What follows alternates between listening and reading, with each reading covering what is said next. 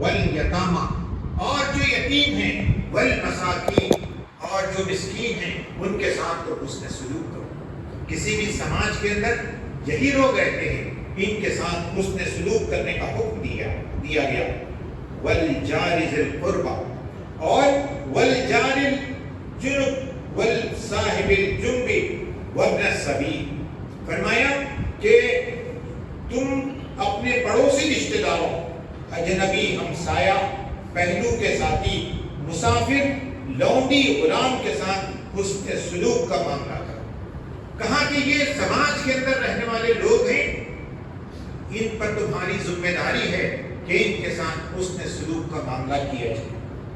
پھر اللہ تبارک و تعالیٰ نے یہ آیت جہاں مکمل کی، اس میں ایک سب سے بڑی حقیقت کا تذکرہ کیا، فرمایا وَمَا مَلَكَتْ أَيْمَانُكُمْ إِنَّ اللَّهَ لَا يُحِبُّ مَنْ كَانَ مُخْتَالًا فَخُورًا۔ قرآن مجید کی اس آیت کو پڑھیے، یہ احتساب کی دعوت دیتی ہے، یہ دعوت دیتی ہے سیلف اسسمنٹ کی، کوئی دوسرے کو نصیحت کی ضرورت نہیں۔ اللہ تبارک و تعالیٰ نے فرمایا کہ جان رکھو کہ اللہ کسی ایسے شخص کو پسند نہیں کرتا جو اپنے بندان میں مغرور ہو کر اپنی بڑائی پر فخر کرے۔ کبریائی زیبا فقط اس ذات بے ہم کا، بڑائی، بلندی، اس اکبری صرف اللہ تبارک و تعالیٰ کو زیب دیتی ہے۔ ہم سب تو حدیث سے بندے ہیں جو اس کے درمیان ہیں۔ عزیزان محترم، اس آیت مبارکہ کو آپ نگاہوں کے سامنے رکھیے۔ اب میں کچھ باتیں آپ کے غور و فکر کے لیے اس آیت کی روشنی میں آپ کے غور و فکر کے لیے رکھوں گا۔ اس پر ہمیں آنے والے جتنی زندگی باقی ہے اس میں بہتر سے بہتر حسن سلوک کر کے دنیا کے سامنے ایک بہترین کردار پیش کرنا ہے۔ آج یہ موقع ہے کہ ہم اس مملکت کو اسلامی مملکت تو نہیں بنا سکتے، ہمارے پاس وسائل کی کمی ہے، ہمارے پاس استطاعت کی کوشش ہے، ہمارے پاس استطاعت کی کمی ہے، لیکن کوششیں جاری رکھنا، اس فریضے کو انجام دینے کی ہر ممکن کوشش کرنا ہمارا فریضہ ہے۔ وَكَذَلِكَ جَعَلْنَاكُمْ أُمَّةً وَسَطًا لِتَكُونُوا شُهَدَاءَ عَلَى النَّاسِ، تمہیں شہادت حق کا فریضہ انجام دینا ہے۔ جب اذہان کو بدل دیا جائے، جب لوگ اسے قبول کرنے کے لیے تیار ہو جائیں، تو اسلامی قوانین کا نفاذ کرنا، اسے جاری کرنا، اسلامی ریاست کی تشکیل کرنا، یہ تمہاری ذمہ داری ہے۔ لیکن ہم یہ کہہ کر بری الذمہ نہیں ہو سکتے کہ ہمارے پاس وسائل نہیں، ہمارے پاس قوت نہیں، ہم بری الذمہ نہیں ہو سکتے۔ آج ہمارے پاس قوت اس لحاظ سے ہے کہ جو پڑوسیوں کا نظام ہے، اس پڑوسیوں کے نظام کے اندر ہم بہترین اسلامی تمدن کو قائم کرنے کی کوشش کریں۔ اس کے اندر ہم آپس میں رہتے ہیں، ایک دوسرے کے حقوق کو ادا کریں۔ حضرت امام زین العابدین فرماتے ہیں کہ پڑوسی کا حق کیا ہے؟ آپ نے فرمایا اس کی عدم موجودگی میں اس کی عزت و آبرو کا خیال رکھا جائے۔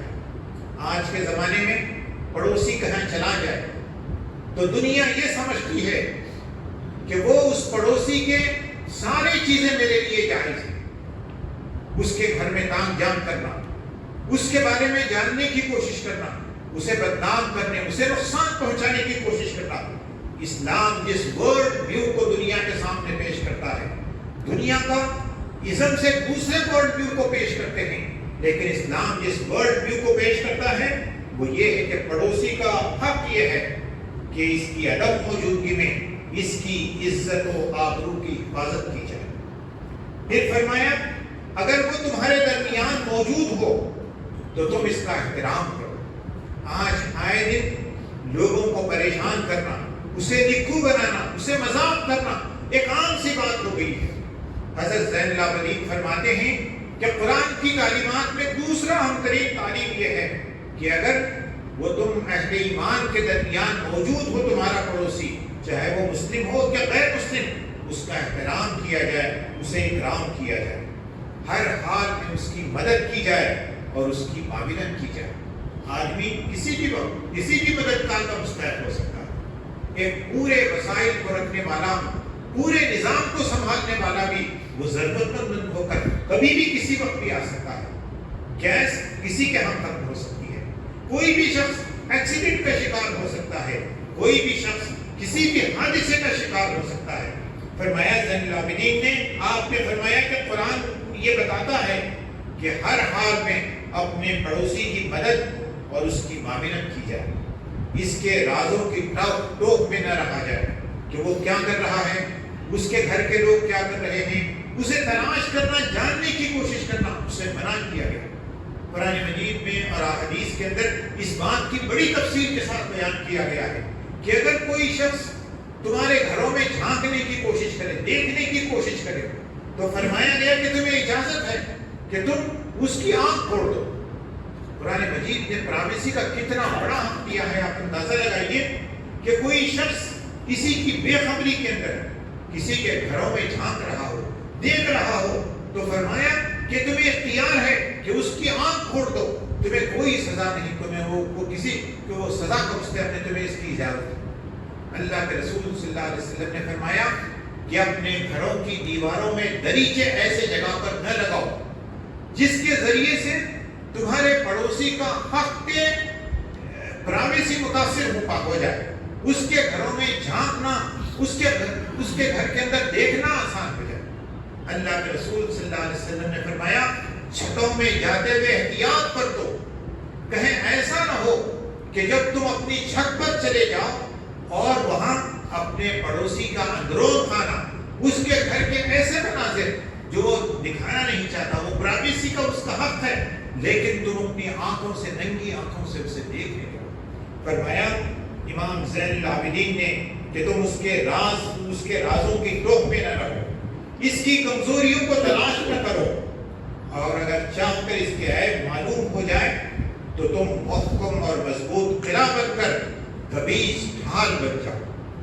فرمائیے دیکھیے اب اسلامی تعلیمات، دنیا کو جو ورلڈ جو اسلام دینا چاہتا ہے وہ یہ ہے کہ کسی کا انجانے میں کوئی عیب اور اس کی خامی، اس کی کمزوری ہمارے علم میں آ جائے۔ آج دنیا کے اندر بلیک میلنگ کا تصور عام ہو گیا ہے، کوئی کمزوری معلوم ہو جائے تو اس کمزوری کو لوگوں کے سامنے بیان کر کے اسے بلیک میل کیا جاتا ہے، اسے پریشان کیا جاتا ہے، اسے ستایا جاتا ہے۔ اسلام کہتا ہے کہ اگر بے خبری کے اندر کوئی عیب تمہیں معلوم ہو جائے تو تم اس کا ایک مضبوط قلعہ بن جاؤ، اسے افشا نہ کرو، گبیز ڈھال بن جاؤ کہ اسے لوگوں میں عام کرتے نہ پھرو، اس کی باتوں کو چھپ کر نہ سنو جب وہ بے خبر ہو۔ کہنا کوئی بات کہہ رہے ہو، پڑوسی سے زیادہ کون اس سے واقف نہیں ہوتا، کان لگا کر سننا، اسے جاننے کی کوشش کرنا۔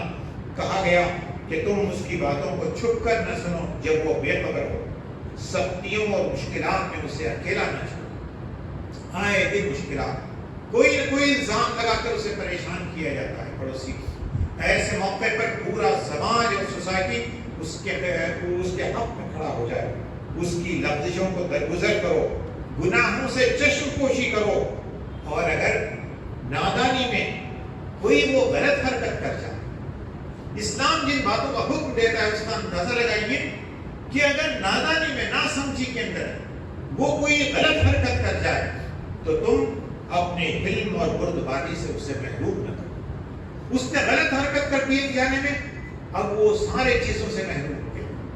اللہ کے رسول صلی اللہ علیہ وسلم ایک مرتبہ ایک موقع پر سے گزر رہے تھے، حضرت ابوبکر وہاں کھڑے تھے اور ایک شخص جس نے قرضہ لیا تھا، قرضے کی مطالبے پر وہ چلا رہا تھا، چیخ رہا تھا، پکار رہا تھا۔ حضرت ابوبکر تھوڑی دیر تک سنبھالتے رہے، وقت گزر گیا، پھر بھی وہ شخص قرضہ لینے کے باوجود چلا کر گفتگو کر رہا تھا ایک اجلے اور سفید کردار کے مالک حضرت ابوبکر کے بارے میں۔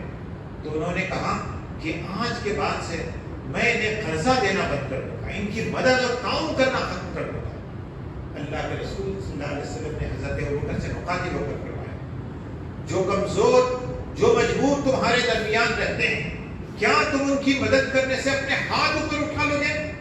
اللہ تمہیں حکم دیتا ہے کہ تم ان کی مدد کرو اور ان کے تعاون کرو، چاہے وہ تمہیں تھوڑا بہت تکلیف اور اذیت ہی کیوں نہ پہنچائے۔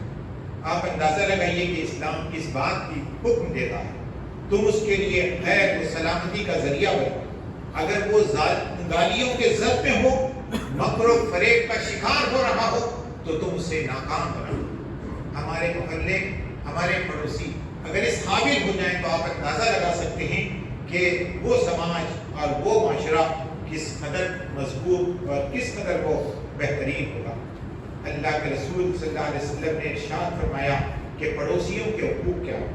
آپ نے فرمایا کہ جب وہ سفر میں تم اپنے ساتھی کے ساتھ سفر کر رہے ہو، آئے دن ٹرینوں میں، بسوں کے طرف سفر کر رہے ہیں، اس وقت سفر میں اسے چڑھنے میں مدد کی جائے کہ وہ سیڑھیوں کو آسانی سے چڑھ سکے، اور اگر وزنی سامان رکھتا ہو تو اس کا سامان اٹھا کر اسے اس جگہ پر رکھنے میں اس کی مدد کی جائے۔